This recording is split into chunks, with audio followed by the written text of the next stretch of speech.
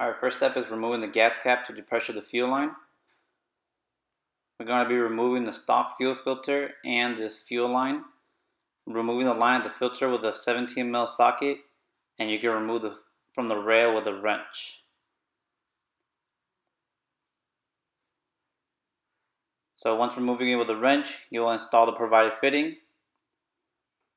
This is your fuel pressure regulator, so we're going to be removing this return line.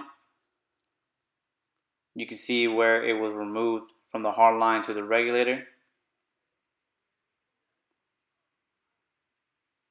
In this video, I'll show you how to connect the feed line on the driver's side. You will need an aftermarket rail to do this. So you can see how it's blocked. Cut the hard line around the height of the return line. You can see the return line on the left and the feed line on the right.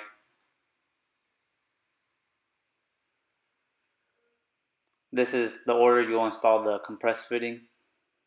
And the easiest way to install is with a wrench and a socket.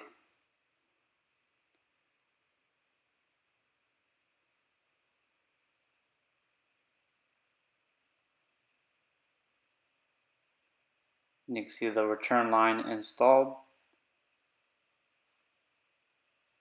and the feed line installed. Hope this DIY helps. If you need any additional assistance, contact me at JDM Lowlines or also on my personal Instagram at JDM Lowlife.